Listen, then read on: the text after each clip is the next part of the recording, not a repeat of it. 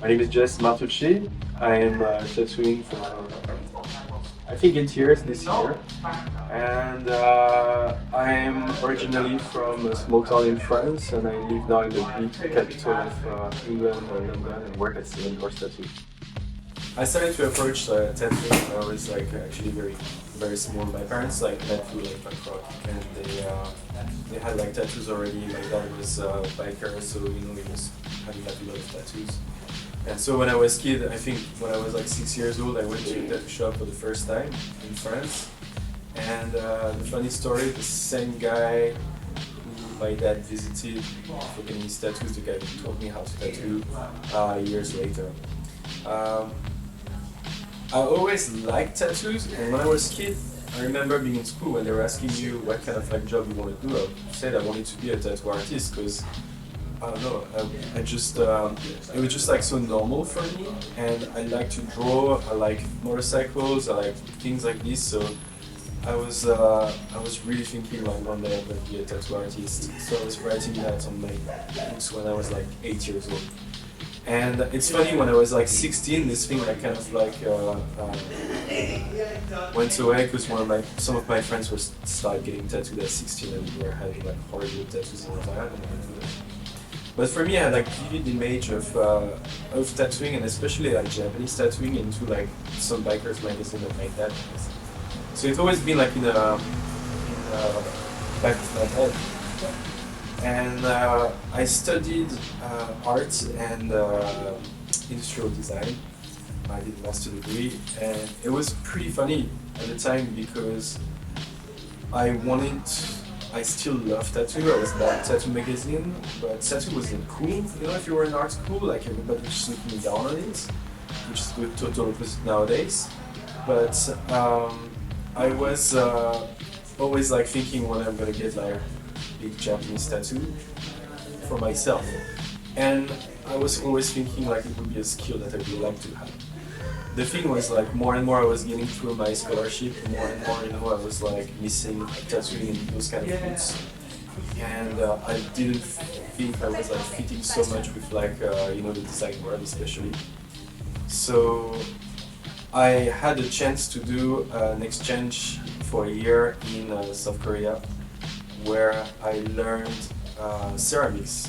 And when I went there, I had a big smack in my face, where basically my teacher, after 2 months of letting me do whatever I want as a young art student, basically like just be like, look, if you want to do anything here, you have to do commands, just like you shut up and you learn. And you have to do one thing and you do one. And it was super influential for me because basically this love I had for tattooing become like the number one thing. I was just like, this thing with me like since I'm a child, and I'm always like kind of like suppressing it, you know. And why I just like let it like take me, because probably it's like the thing that I love the most for the longest. And I studied there, and I really like studied ceramic, and under like you know, like the Korean way, and having like someone to mentor me. And it was clear for me that when I came back and I finished my master degree, my tattooing was taking like a little bit of too late. That's actually like tattooing was taking like a big part of my life. So I started to draw a portfolio, and to go to this tattoo shop where there was this guy called Phil who tattooed my dad like 20 years ago, and I started to hang out there, and he was always like kicking me out. Of course, you know, the guy was like really old school, like in his approach and stuff. And after a while, like he just saw like I came one day with a tattoo machine that I kind of like tried to build, and he was like, look, okay, come here, you know, like, I know I can get rid of you, so you know, let's do it. And I started my apprenticeship with another guy, Jonathan, and both of us become like brothers. And it was really fun. Like the apprenticeship I had was very old school. I didn't touch a machine for a year and a half. I was just cleaning the shop, and dealing with like all the craziness that was happening. But the thing was very old school, but my boss was at the same time like someone that was like very open-minded, and they knew how to kind of like deal with me because I was so excited to learn stuff, but to give me a bit of frustration was kind of like putting me into like the right way. But I was so dedicated, and it was really fun. Like it was crazy. It was just like what I think like tattoo was like 10, 20 years ago. You know, it was just crazy shit happening every day. Stuff flying in the shop, stuff like. But at the same time, like it was, he was super good with us in a way that he was taking us to convention, show us like what was like tattooing and the history of tattooing, and just like share with us like what was like thing that matter. And I always like loved that because history was a big part of what I like about tattooing. The fact that you know you just put yourself into like you know a more global history, and where for me like coming out from art school was kind of like this thing where you try always to be groundbreaking, and it was really like coming close to my realization when I was like in South Korea, where basically just like you have to keep the tradition and just like learn from it to basically like build your own thing. So after when I started tattooing there, it was a small city, and there was probably like 6 tattooers in the whole area at the time. And I realized quickly that I wouldn't get any better if I was staying there. The reason was because I was also like focusing a lot on colors, and in France at the time nobody wanted to have like much colors. So for the little work that I was getting a lot of demand. And I started to feel like a bit stuck, where I was like, cool, you know, I'm popular. But I'm popular because, you know, it's just like I do clean lines and good color work. And if I want to progress, I'm always gonna get stuck into this. And especially I want to learn more about Japanese tattoo because I always liked, you know, like Japanese tattooing, but also like a lot of like Asian arts. I was studying ceramic and studied like also of Japanese painting. And at this time, I met someone called Nobu Isobe, who was a tattooer tattooing in Tokyo Hardcore, and I helped him for like some convention. And he offered me like to come when I was an artist, to come, you know, just like check out of the shop, you know, where it was working. And I spent like a few weeks there, you know, hang out with the guys. So basically, they were like, hey. Later he came to France, and he was like, hey, what are you doing after your apprenticeship? I was like, yeah, I just don't know, I feel like I'm kind of like stuck there. Deep inside what I wanted was just like to explore this new freedom that was going with my skill and just like explore the world. And I was just like, yeah man, do it, you know, like just if you want to come back to the shop in Tokyo, you can just like let me know, I'm going to help you because, you know, you're a good friend of us now. And I came back home that night, and pretty much like in the months that followed, I just like packed everything, just by my apartment, woke up with my girlfriend at the time. And I just like hit the road, and I did that for 3 years. So I worked in 13 countries during 3 years. And a lot of time in Asia, but I really wanted to learn more about my craft, and I didn't want it to be stuck in a position where I feel like I'm good at doing lifestyle or something. I wanted to just say, you know, like I wanted to get in trouble. But I think, you know, when you have less and you get yourself like sometimes in more difficult like situations, where you lose quality, and you find always like a way. And so yeah, I went to South Korea again. I went to Japan, and then after I got a job in Australia in a shop there. That was kind of like it was a very busy shop. I was doing like 5 to 7 bookings a day without knowing what I had. And I was working with like a few guys that are still like good friends of me that really influenced me because they were really like helping me figuring things out. But at the same time, it's just like you're a new tattooer, like you tattoo for like what? A little bit. I was doing like clean work and stuff, but you have this load of work and you have like to do like new tattoos every day. So for the time I spent there, I was just like really like focusing on doing like all the tattoos that I can, like as good as I can. And I really like also this approach of taking everything and just like try to make a good project. So it was like a really good thing for me to work like that much at such a young time.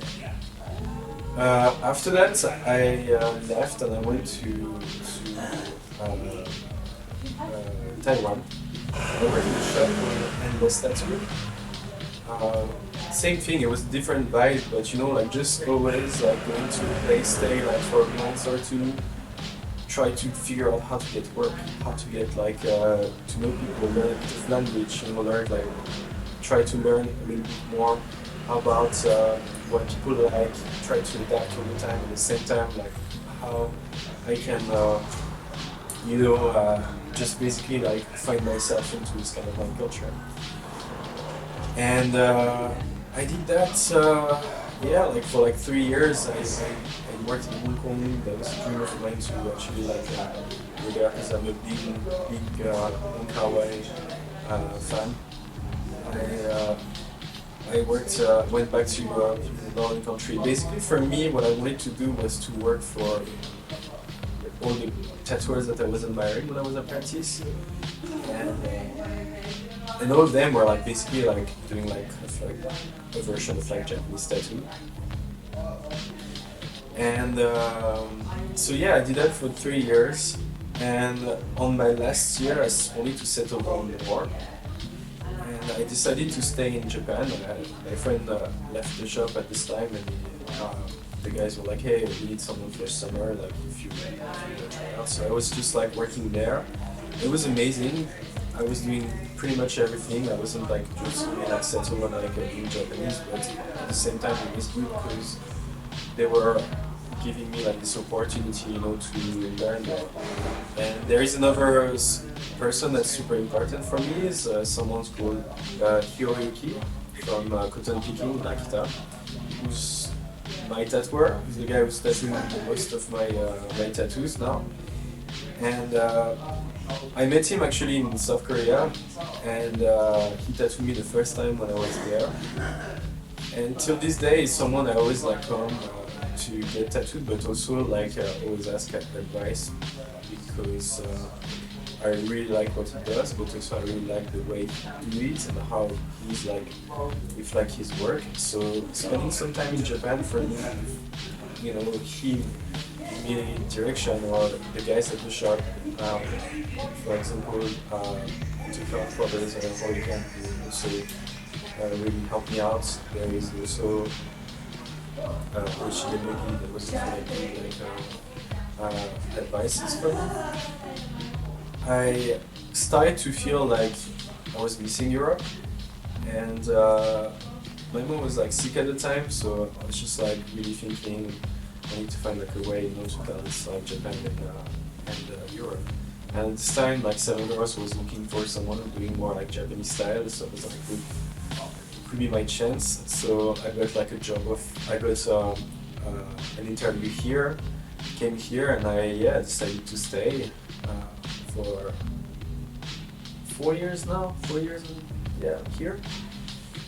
And that's it. But during like this whole time, I think if you dedicate like a certain amount of time in your life just like to learn like every small bits of your craft, this is where you can get like better faster, because I think if I stayed like in the same place all the time, I think I would just get like lazy way, to be happy with like what I do. And I think this is what taught me this like whole journey. It's just basically like I can never get like relaxed about my own practice. I always have like to just always like try stuff and always like move forward. What would Tattoo Machine Builder do to help like people understanding more coils better? It's a tricky question. I think in tattooing there is a big part of trend. When I started tattooing, the big thing was to tattoo with direct drive, and everybody was switching to direct drive tattoo machine. The trend before was using pneumatic tattoo machine, and everybody just like was going on, using that, and then after switch back to coils. I think pen are a great tattoo machine. It's here to stay. I think some things can be improved, and I think the cartridge is actually a really good system if you think about it. But I don't think like coils is going anywhere. You know, the funny thing is just like there's always this part of trend. Tattooers love gimmicks. And it's always the same thing. You have a guy that make like a specific tattoo machine or a specific type of ink and stuff, and everybody jump on it. And for me, I really think that coils is going nowhere, because still a coil tattoo machine is the best way to do outlines on someone. Shaders give like so much like it gives I think like a larger way of tattooing, because you can tune the machine like exactly like the way you want and the way you like. After what's hard, this is basically like to tell people how to do it, because the big thing against a coil tattoo machine is just like, oh yeah, but it's hard to tune. And this is true, you know, you need kind of like to take some times. I think recently a lot of people went into started tattooing with like pens, because it's actually like careless. You have a pen, it works for like a year or two, and then after you throw it away. But also you have like a very immediate like thing. And I think for like coil tattoo machine, you need to spend a bit of time and figure it out. And until now, it was very like a trade secret. Like you were in a shop, there was always a guy that was good with coils and the other was terrible. So you know, like the guy good with coils was just like tuning. And I did that like all the time when I was on the road. Like the guys would just get, hey man, like can you tune my machine? And the funny thing, as much as I saw, like the change with like rotaries and notably like the cartridge and pen, this is just like tattooers being like, hey, I got all those old machines, do you want them? Like I sell you for a cheap price because I want to buy myself like a new rotary pen. And of course I was saying yes, because I was collecting tattoo machine. But you know what, I got like a lot of guys now that are messaging me, they're like, hey, can I have like my coil back, because I miss it. And I think there is like this thing. Some people are actually really good. There is some tattooers like Sepsiferi, I know in the USA, that does like those kind of like tattoo machine class. And I think it's good like for a tattooer to understand their tool. There is Bruno Kea in France that does like some seminars also. And I think it's interesting, because I guess coil tattoo machine have a lot of effect. We all know this is like tattooing, you don't get tattooed on yourself like a rotary pen, you get tattooed like a coil machine. And it's like the same thing, it's like, what do you want to ride with? Do you want to ride with a Mustang, or do you want to ride with a Toyota Prius? Toyota Prius being like, so it's a thing, I guess, like it's going nowhere, it's still gonna be there. And I guess like in the future what would be good would be like to find like a good balance between like what coils does and what's like the rotary does. But I don't like this thing of just being oh yeah, no, but like coil is like the best. If you don't use coil, you're not a true guy. And I think it's kind of like keeping like away from people away from like using like a coil tattoo machine. I think it's better if, like for example, like I saw that for my apprentice, like she's super excited. She started like another shop with rotaries, but she got super excited to start with coil. I mean, with me with coils, and also to know about it. And I guess like it's kind of like when you learn an instrument, you learn how to tune it. Like if you learn to play guitar, you're gonna learn how to tune your guitar before like playing. And I think it's a super important thing.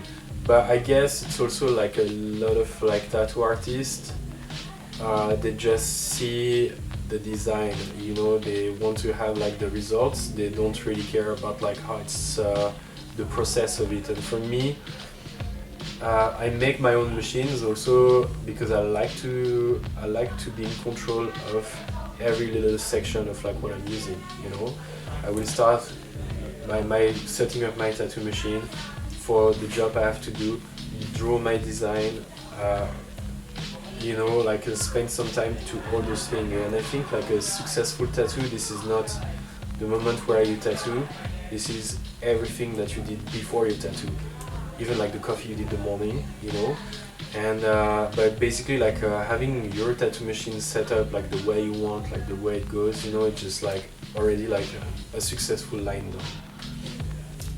I have a very complex relationship with painting.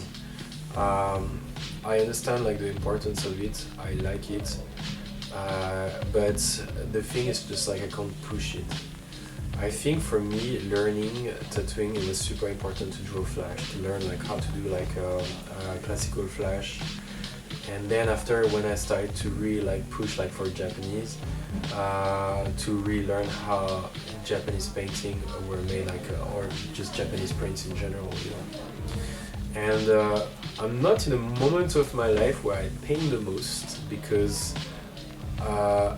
most of the tattoo that I do now are freehand, so usually I just always like prepare, like every morning when I come, I have this big book right there, and I just like sit down and I just like freehand things first, I mean just draw things before my clients come. For me, what's super important, this is like reference, and you know, like to understand my reference and to be able to draw them is what's like very important for me. After that, I don't necessarily have like much time right now like to paint, you know, for tattooing, but I always like try to find like time to draw and paint on a daily basis. I have like a lot of like notebook where I just like write and note ideas. I'm a bit less strict about like what I draw since the lockdown, to be honest. Because before, everything that I was doing was like related to tattooing, and also I was referencing a lot with tattooing. I was watching things online, how tattooers were doing things, and actually I don't really do that anymore. I don't have really this thing where I'm opening up Instagram and I'm just looking at what like people do before doing a tattoo. I was doing that when I was like, you know, more new in tattooing. Now I need to feel myself I need to inspire myself, with like a little bit of everything that happened during my day. I have a collection of books that I love, and I do that in the morning. I wake up, make myself a coffee, play some guitar, and just like start like looking at books. And I think this is very important for me to have this this thing of just like looking at art in every different form. Often like I can give you like so many tattoo artists that I like, and a lot of them are like traditional Japanese tattoo artists, but what I like and what inspires me goes like so far away in so many directions. One of my favorite artists is the painter Ito Jakuchu, and at the same time, like on the other end, I love Pierre Soulages, which is a big monochromatic painter. And in the center, you will put like Monet, Seurat, Manet, Degas, and all those like impressionist like painters. And it really touched me, and I sometimes like try to bring that to tattooing. But the funny thing is just like my work is very like traditional right now, because I'm really like pushing it like to Japanese traditional, and I'm getting inspired by a lot of like Japanese tattoo artists like Horiyoshi Ito, Horitoku, and more recent tattoo artists like Hiroyuki or Horigin. But at the same time, you know, it's just like this is something that's not my culture, and I need to understand the core of it. So I'm studying Japanese prints, I'm studying Kunichika, I'm studying Kuniyoshi, and for me, this like is just basically like forgetting a bit about myself and what I want to do, to just like focus on just like what's the essence of it. And but still inside me, I'm I was born and raised in France, so I'm very existentialist, you know, and I still feel like, you know, like I have an opinion to give in arts, but I consider tattooing being a craft, so I consider myself as a craftsman, and what I do is just like a craftsman.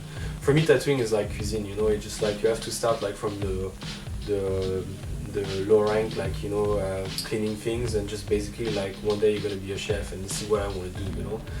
So I need to understand so many process, and for me, understanding Japanese tattooing is super important because it's part of that process, but also like not putting my own opinion about like what's Japanese tattooing is also super important, because you start to deform it.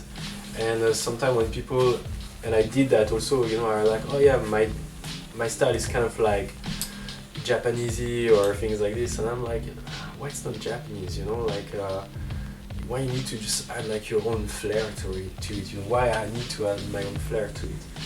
And by thinking like that, I feel like I couldn't understand what's like the essence of like Japanese tattooing. So for right now, like the only thing that matter for me toward tattooing is just understanding reference, understanding the culture, reading books, reading guys like Tanizaki, understanding big principle of like what make this aesthetic this and why I like it. And I love it because it's a very like academic work. It's kind of like doing research, and to bring it to something that's just basically like a thing that people come and say, hey, I want a dragon, but you got a dragon, but what you need to bring to this person, this is like the whole package, the whole story to it. And I don't want to draw things just because I took a reference online and just be like, alright, cool, I'm gonna draw like whatever like thing that looks Japanese, But after that, I leave things, I have experiences, I leave things. I love to stroll around, I love to sit down in a cafe and watch people doing things. Like things like that just also like give me so much ideas, and I can't really express it in the tattoo. So I do it like in another way. I paint, I draw, I do some music, I do things like that just like feel I'm more, it's closer from me as a person. And now I try slowly like to go in a direction in tattooing where next to doing Japanese tattooing and doing like seriously, I'm starting like to bring up like some of those elements. So recently I started to work on a lot of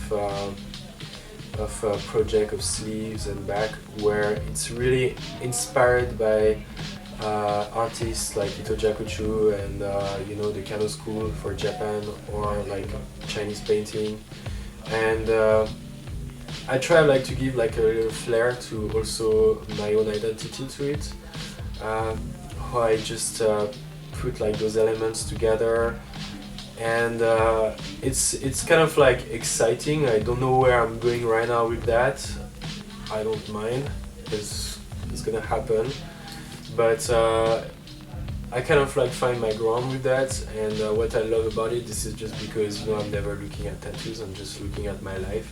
I'm going to a museum, I'm having a drink with someone, I just like making ideas in my mind, and I'm like, that thing can one day be a tattoo, like can be on someone. And a big thing that I learned like from like Japanese tattoo, from that's just like, because in Japanese tattoo you have so much code, and you just like put everything on such a large scale, and everything has to be in a very specific place. Sometimes when I try to think about that, like how I would do like I would organize my tattoo this way, I try not, for example, to do like portraits right now when I do this kind of tattoo, because when you do a portrait, you do a face, it's someone else, even if you identify this person, as this thing. But I'm trying to understand like how the person see herself, and instead of doing the portrait and doing something around that portrait, I'm trying to be like, hey, you're the portrait, I'm gonna build something around you, and this tattoo is gonna be like basically like a representation of yourself through my filter, and I don't know where it's going, but it's going somewhere. Subject I really like in tattooing, it's funny, like I would say right now, like the background on Japanese tattoo, I love working on backgrounds. It's so hard, it's terribly hard and frustrating, because you have to make everything look good for not like just an angle, but basically like from everywhere you look at the person moving. And it's like what I find like the most exciting right now, like in Japanese tattooing, like understanding, because I freehand everything. After that, subject-wise, I think it's very like simple. But if I could spend like my lifetime drawing flowers and birds on people, I would be happy and have a valuable death. You know. There is of course some like subject I like less than the other, but it doesn't really matter for me. You know, it's just like the flow of any tattoo. This is just matter, especially I'm doing big scale, so the only thing I think about when I wake up in the morning, this is just like how it's gonna flow on people. Like the subject doesn't really matter. You can ask me like a karashishi or a dragon, or I don't know, like a moped or a scooter, you know, like tattooed on you, you know, like it's how it's gonna just like, you know, flow with your body. And that's the thing I think like you start to understand when you start working just like daily on like big works. You realize that basically like the subject that you're doing like doesn't really matter, except Japanese tattooing, you know, usually like the background, everything has to do, the flower has to do with like the subject that you choose, but how it's just like go on you, this is like what's just exciting for me, nothing else. My plan for the future, well, in a few months time I'm gonna have a baby, so like right now my plan is gonna be like depending a lot on my baby, but basically it's gonna be like you know, with my girlfriend, raise a good human being, raise him into you know, art, and you know, like give him like the best of you know, we can give. And so right now I don't know, I'm still gonna travel, I'm still gonna go all the time, like traveling in Japan and Hong Kong, go to France, and but the good thing is like I can bring tattooing brings so much to my life, and I can bring it also like to my family. And the difference is I think like now I'm not gonna be like the one traveling on my own, figure out stuff. I'm just gonna be like, you know, bringing someone with me, and I'm gonna be like, look, this is like this is daddy's life, and you're gonna be part of it, and this is what matters, you know.